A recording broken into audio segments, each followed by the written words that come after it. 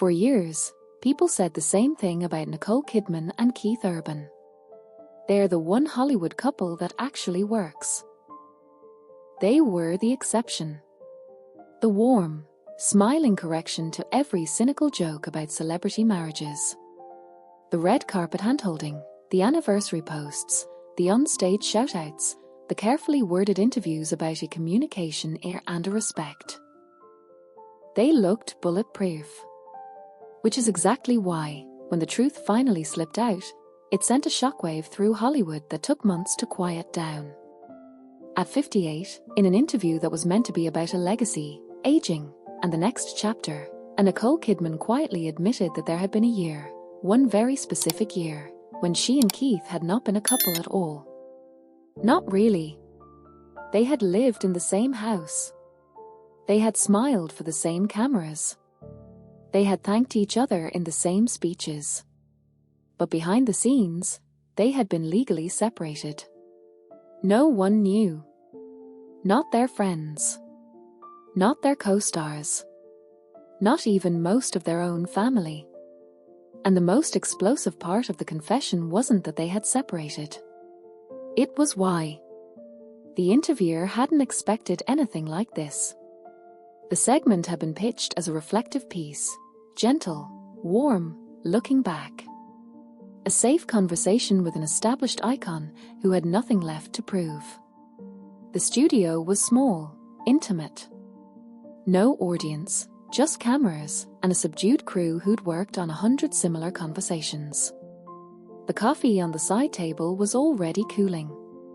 The pre-interview chatter had been light. But there was something different about Nicole that evening. She was relaxed, but not rehearsed. There was no stack of mental talking points visible in her eyes. Instead, there was a kind of quiet, ironclad resolve.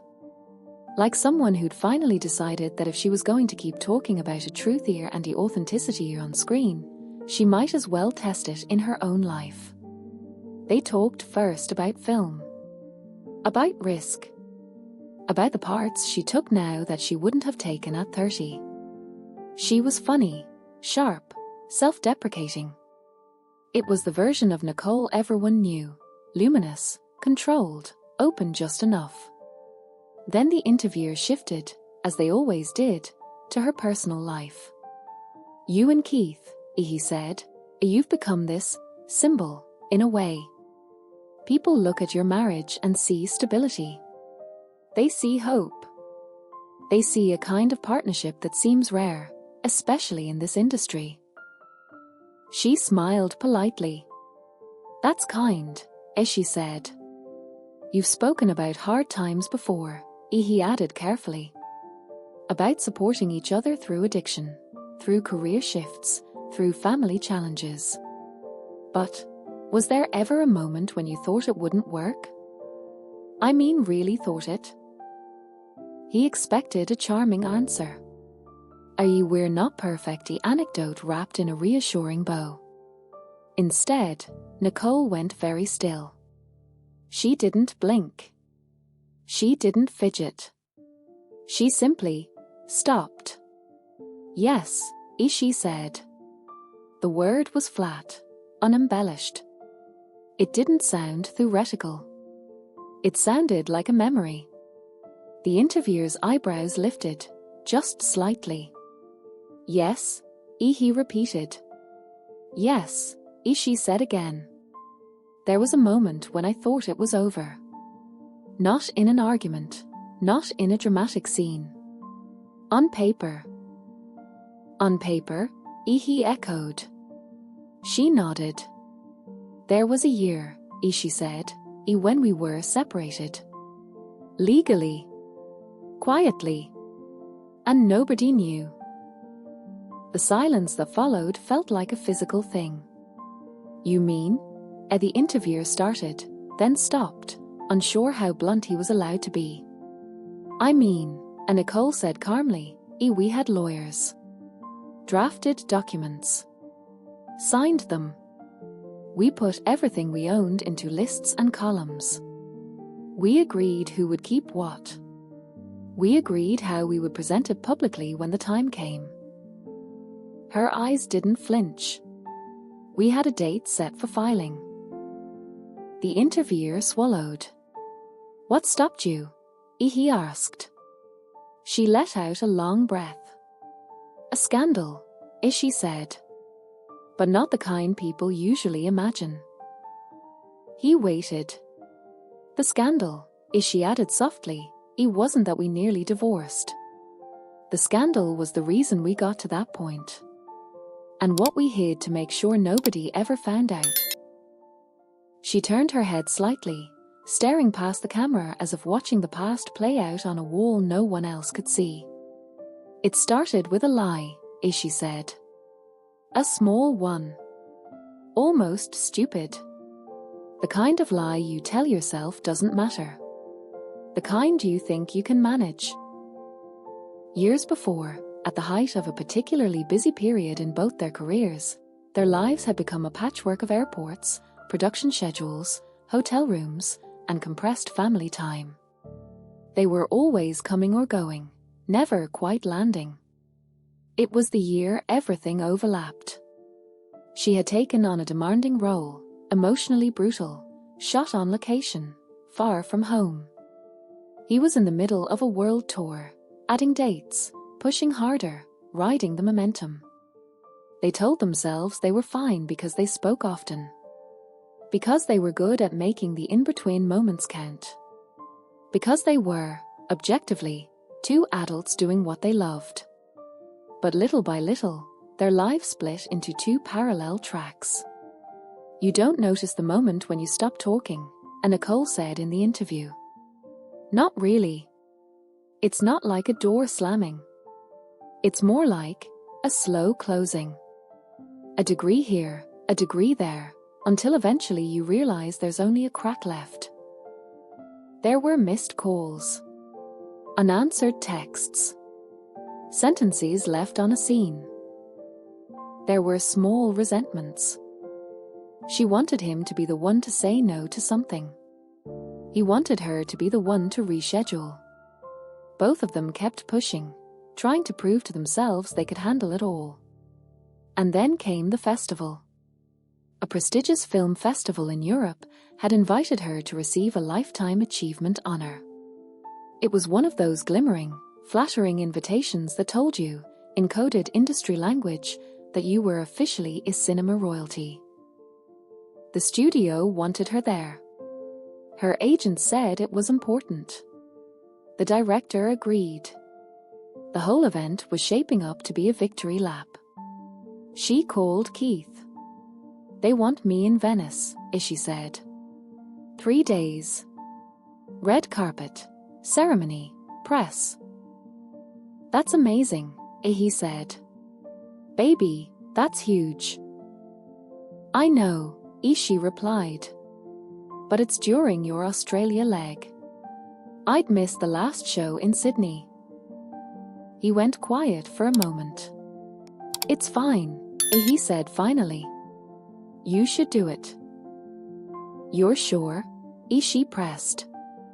Of course, he said lightly. We'll celebrate after. Besides, you know I'm not great at sitting through long speeches about my wife in a tux. I get emotional and weird. They laughed, they joked, they hung up. But when she arrived, bleary-eyed and jet-lagged, stepping out of a car into a flash storm of cameras and microphones, a question cut through the noise. Nicole. Over here. Is Keith joining you tonight? She smiled automatically, the way she always did when she didn't know the answer yet. He's finishing his tour, she said. He's here in spirit. The line played well. The photographers loved it. Inside the glittering hall, she took her seat. The speeches began. Clips from her films played across the giant screen. The audience applauded. She was touched, overwhelmed, unexpectedly emotional. And yet every time there was a cutaway to her reaction, the camera framed her alone. The show was edited into broadcast form and aired worldwide. By the time she flew back home, the internet had already compiled the montage. Nicole Kidman, honored solo, a one headline read. Conspicuously missing, Keith Urban, is said another. On its own, that wasn't a scandal. Just fodder for speculation. The real blow came later. She landed in Los Angeles, exhausted but buzzing. Her phone, finally reconnected to the American network, lit up with delayed messages. There was one from Keith. It was short. Call me when you land. We need to talk. Her stomach clenched. She called him from the car. Hey, she said. What's wrong? You didn't check the show, did you? He asked. What show? The broadcast from a festival. I haven't had time, as she sighed. I barely slept. Why? What happened? There was a pause. Have you seen the segment they added? He asked. Keith, she said slowly. You're scaring me. They ran a piece, he said. A little or feature. They called it the price of success. Okay, she said. It was about you, he said. You. And 3 other actresses. All of you divorced. All of you with quotes about how your careers won out over your marriages. And then they cut to you. Alone on that stage. Twice. With a voiceover saying, for some women, the sacrifice is visible. For others, it's yet to be seen. Her blood ran cold. They did what? She whispered. They turned your honor into a prediction, he said. They made it look like your marriage is just another countdown. Her throat closed. Why didn't anyone tell me? She asked. I thought your team would, he said. I thought someone would call and say, just so you know, they're framing you as the next to go. He laughed, but there was no humor in it. Apparently, no one felt the need. She pressed her fingers to her eyes. I'm so sorry, she said. It's not your fault, he replied. You didn't edit the show. But something had entered the bloodstream of their marriage that day. Not doubt. Exactly. Not yet. Public expectation.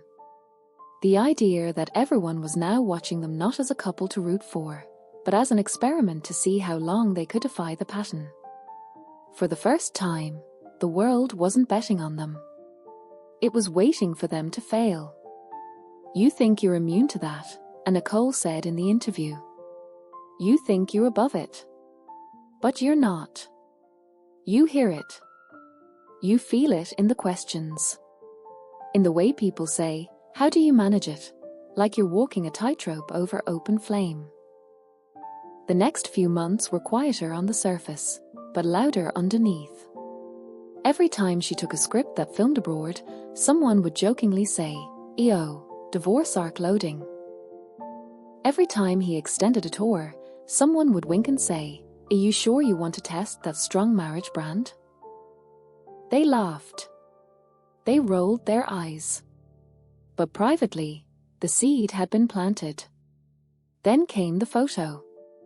It wasn't even scandalous by usual tabloid standards. A late-night shoot.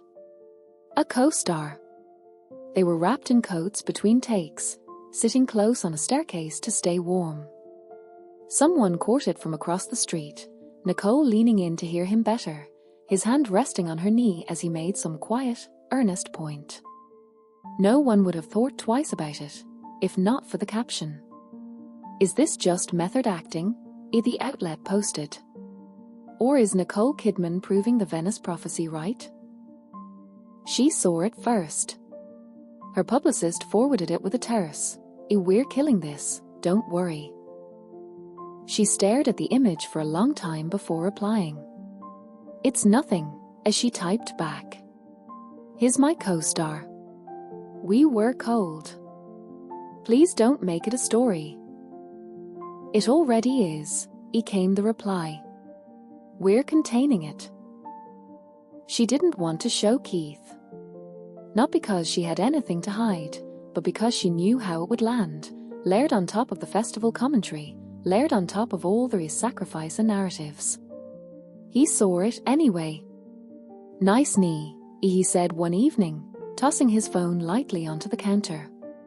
She froze. "Excuse me?" she said. He gestured toward the phone. "You're very generous with it." "Keith," she said. It was freezing. We were sitting on a metal step in the wind at 2 in the morning. He was telling me about his divorce. He put his hand on my knee for 2 seconds. Someone with a zoom lens made it look like something it wasn't. He shrugged. "I believe you," he said. It's just what?" she snapped. "It's just that I'm getting a little tired," he said, "of being the only one in these stories who always appears alone." The words hit harder than any accusation could have. "That's not fair," as she said, stung. "You're the one who told me to go. You said the festival was important. You told me to say yes." "I did," he agreed. "And I meant it. But I also meant it when I said I didn't like being edited into the role of the man who will eventually be left." She exhaled sharply. "So this is about Venice again," she said. "This is about everything," he replied. "About the way people talk like our marriage is a waiting room. About the fact that I'm on the road busting myself to get back home to you and the girls, and the image the world sees is you, radiant and solo on a stage, with a narrator asking how long until you decide we're in the way." "That's not what they said," she argued. "That's exactly what they said," he shot back. "They just wrapped it in music. They didn't scream. They didn't smash anything. But that night was the first time they went to bed facing opposite directions. The scandal, when it finally erupted, didn't come from an affair, a fight, or a drunken misstep. It came from an email. The music industry is small. The film industry is smaller. The intersection of the two is microscopic. A producer Keith had worked with, someone pulled into their orbit by collaboration and tour logistics, sent an email to a friend at a major gossip outlet. The subject line was simple. "You didn't hear this from me." The body was even simpler. Off the record, Keith and Nicole have been separated for months. They're just waiting for the right narrative to announce. "You didn't hear it from me." But if you're smart, you'll start watching where they're not together. The journalist who received it wasn't stupid. They'd seen 100 tip-offs that went nowhere. They knew how many people in the business like to feel important by whispering inside information that wasn't actually real. Normally, they would have ignored it. But the Venice montage, the knee photo, the online speculation, the sense that the public had already been primed for the storyline. It all lined up a little too neatly. They started digging. Requests for comment. Sources on sets. Assistants asked vague vibe questions. Publicists fielding subtle queries like, are they still full-time in the same house? Nothing concrete. Just enough smoke to make people believe there might be a fire. Nicole's team swatted it away. Keith's team did the same. Everyone went on the record. They're fine. They're together. There is no truth to these rumors. Which, technically, at that time, was still true. Until it wasn't. That email, and Nicole said in the interview, I managed to do something even we hadn't done yet. It made us say the quiet thing out loud. On a Tuesday afternoon, sitting at a long wooden table with two lawyers, one hers, one his, they admitted that, for the first time in their marriage, they were not sure they wanted to keep going. It wasn't a dramatic scene, Ishi said. It was clinical. Practical. Almost numb. We talked about houses and accounts and schedules and the girls, and there was a moment when I looked at him and thought, how did we get here? How did a montage, a caption, and an email bring us to a table where people are asking where to send drafts of a separation agreement? The lawyers left them alone for a short break. They sat in silence. I never cheated, as she said quietly. I know, Ihi replied. I never wanted anyone else, as she added. I know that too, Ihi said. Then what is this? Ishi whispered. What are we doing? He stared down at his hands. We're surrendering to the story other people wrote about us, Ihi said.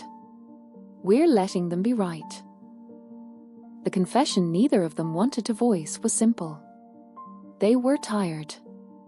Tired of proving something. Tired of reading predictions about their breakup. Tired of shaping their calendar around optics.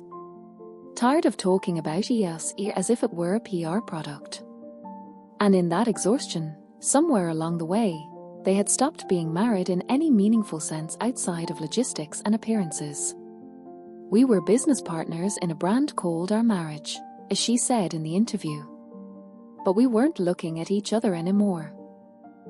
So they made the decision. They would separate. Quietly. Legally. Give themselves space. Protect the children. Control the narrative. Tell the world when they were ready. The lawyers drew up the papers. They signed them. A date was set, months away, for an official filing in a jurisdiction chosen carefully to minimize leaks. Behind the scenes, a crisis PR playbook was drafted. Statements. Timelines. They remain close friends. Respect their privacy. Committed to co-parenting. On the outside, nothing changed. They still attended a few events together. Still smiled for cameras. Still posted the occasional anniversary message because the alternative, silence, would have sparked its own feeding frenzy. Inside their home, they moved like polite strangers. That, and Nicole said, it was the most scandalous part. Not the public speculation. The internal hypocrisy. We were living in a story we had already signed out of. The moment everything shifted came from the last place either of them expected. Not from a therapist, not from a manager, not from a screaming fight. But from their daughter. They had agreed to tell the girls only when they were certain. Until then, they tried to keep the surface calm, routines intact, school runs normal, holidays observed. Children, however, are not fools. One evening, after a day of separate errands and separate phone calls and separate rooms, their younger daughter walked into the living room where both parents sat, each pretending to be absorbed in their own screen. Are you getting divorced? Ishi asked bluntly. The question hit like an explosion. They both looked up. Sweetheart, why would you ask that? Nicole said carefully. Her daughter shrugged, eyes too old, voice too flat. Because you talk to your phones more than you talk to each other, Ishi said. And because you hug us a lot but never hug each other. And because Daddy keeps asking if we're okay like something but already happened. Keith swallowed hard. Come here, Ihi said. She shook her head. No, Ishi said. Just answer. Nicole glanced at Keith. They had promised themselves, and each other, no big lies. No everything is perfect as speeches. The girls deserved more respect than that. But how much more? We're having a hard time, and Nicole said finally. That's true. We've been. She glanced at Keith again, searching. Confused, he supplied. Confused, she repeated. We've been trying to figure things out. Her daughter stared at them. Did someone do something bad? She asked. The innocence of the question twisted like a knife. No, Keith said quickly. No one cheated. No one lied. No one hurt anyone. Another silence. Then why are you giving up? She asked. The words were thrown like a stone and fell between them with a dull, heavy thud. Nicole's breath caught. We're not, as she started, then realized she didn't know how to finish. Yes, we are, Keith said quietly. Both of them turned to him. We've been giving up, he said, voice frayed. For a while. Just, quietly. One unreturned text at a time. One avoided conversation at a time. One agreement to talk later that never came. Their daughter's eyes filled with tears she refused to let fall. I don't care if you fight, she said. I care if you stop trying. Then she turned and walked out, leaving two of the most famous adults in the world staring at each other like children who had just been told off by the teacher they respected most. Out of everything that happened, and Nicole said in the interview, that was the most painful moment. Not the rumors. Not the email. Not the lawyers. Hearing my own child accuse us of something I swore I would never do. Stop trying. The next day, she called off a meeting with her lawyer. Keith did the same. We told them, she said, that we needed time. Not to process the separation. To decide if we even wanted it. The lawyers were professional. They'd seen it before. They put everything on hold. For the first time in months, there was no date circled on a hidden calendar. Just a question. Now what? Healing did not begin with romantic gestures. It began with something much less glamorous, brutal honesty. In a therapist's office, away from the public eye, away from lawyers and publicists, they finally said the things they'd only ever voiced in their heads. I'm angry that you keep choosing work, he said. Even though I'm proud of you. Even though I know how hard you have worked for it. I still feel left behind when you keep saying yes. I'm angry that you resent me for doing what you also do, she replied. You tour. You travel. You take on projects. But when I do it, the world frames it as a threat to us. Sometimes you let that framing in. I feel like a prop on your red carpets, he admitted. I feel like a melody in your shows, as she shot back. I hate that Venice montage, he snapped. I hate it too, as she said, equally fierce. Not because of what it showed, but because of what it made you stop believing about us. They talked about the email leak. About how it felt to be turned into a rumor while they were still trying to figure out what they even were to each other. They talked about the separation papers. About the strange, sick sense of relief they'd both felt when things were finally being handled. Relief? The therapist asked gently. Nicole nodded. It felt like control, as she said. When everything else felt out of control. Like, if we were going to fall apart, at least it would be organized. Keith laughed darkly. It's true, he said. We thought we could schedule our own heartbreak. And? The therapist asked. And our kid blew it up, he said. Thank God. Back in the interview, years later, Nicole didn't sugarcoat it. A scandal, she said, It was that we were halfway out the door before we ever really let ourselves be fully in. We had never allowed ourselves to fight as hard as we worked. That's the part nobody sees in the Instagram posts. The interviewer raised his hands slightly. And the family confession? He asked quietly. What exactly are you confessing here? She met his gaze, steady, unflinching. That we were separated, she said. Legally. Emotionally. That we had a filing date and statements prepared. That while the world was calling us the strong ones, we were reading drafts of our own ending. She paused. And that the reason we didn't go through with it wasn't a grand romantic gesture. It was our daughter asking us why we stopped trying. He swallowed. And you're comfortable making that public now? He asked. I'm not comfortable, she said with a small smile. I'm choosing to. Why? He pressed gently. Because people treat struggle as shame, she said. Especially in families. Especially in long marriages. As if the only successful relationship is the one that never nearly collapses. I don't believe that. She folded her hands. I think the success of our marriage isn't that we never reached the brink, she continued. It's that we were honest when we got there. With ourselves. With each other. With our kids. And now, with everyone else. He hesitated.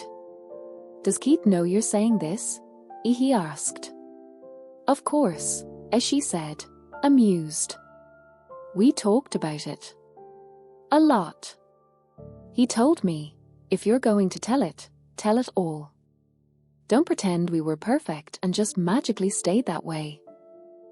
She smiled faintly.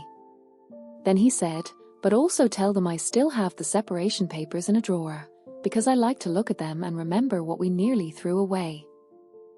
The interviewer raised his eyebrows. He kept them? He kept his copy, she said. I kept mine. Not as a threat. As a reminder. That love isn't made real by the absence of an exit. It's made real by choosing not to take it. When the interview aired, the reaction was immediate. Headlines exploded. Nicole Kidman admits secret separation from Keith Urban. Legal papers, lawyers, and a daughter's question. The year they almost ended it. The marriage everyone envied was quietly falling apart. Commentators dissected every sentence. Talk shows replayed the clip of her saying we had a date set for filing. Online forums buzzed with timelines, guesses, theories. Was it the year of that one album? The film shot in London? The Venice montage? The knee photo? Everyone had a theory. No one had the complete picture. Keith posted nothing for 24 hours. Then, without a caption, he uploaded a single photo. It was not of them on a red carpet, not of a concert, not of a glamorous moment. It was a blurry, slightly crooked shot of their kitchen table. 2 coffee mugs. 2 sets of reading glasses. 2 stacks of paper, one with a legal letterhead visible, the other covered in handwritten notes and what looked like a grocery list. On the back of one of the legal pages, in thick black marker, one sentence was written in messy, underlined letters.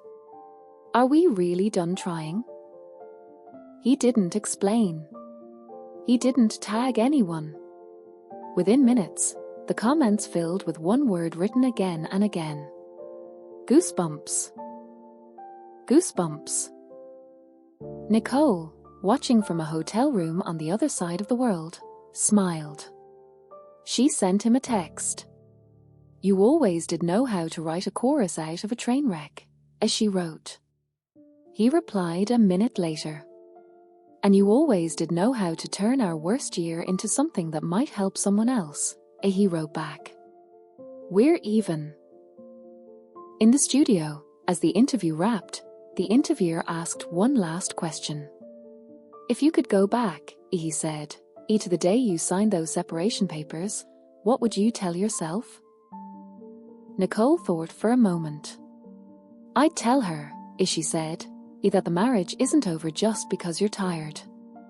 It's over when both people genuinely don't want to try anymore. And that's not the same thing. He nodded slowly. And what would you tell people watching who might be where you were? He asked. She met the camera dead on. I'd tell them that secrecy is not the same as privacy, she said. Hiding your pain from the people who love you doesn't protect them. It isolates you. Talk to your partner, to a therapist, to a friend. Don't wait until you're in a lawyer's office to admit you're lonely. She softened. And I tell them that you can survive public opinion. You can survive speculation. You can survive a bad headline. The real question is whether you can survive looking at someone you once loved and realizing you let strangers' expectations make your choices. She exhaled once, deeply. We almost didn't, as she said. But we do now. One day at a time. The red light above the camera blinked out. The crew began to move, the spell breaking. Nicole stood, thanked everyone, and left the studio without fuss, slipping into the quiet anonymity of a waiting car. As the door closed, her phone buzzed. Keith. Just watched, his message read. We did a scandal our way. Proud of you. Come home when you can. I'll be here. Trying. She smiled, leaning her head back against the seat, eyes closing for a moment. Scandal, she thought, had always meant exposure. Shame. Downfall. But there was another kind of scandal. Two famous people admitting that, under the lights and the noise and the applause, they had been just as lost, just as scared, just as close to breaking as anyone else. And then choosing, quietly, stubbornly, against all expectation, to keep going.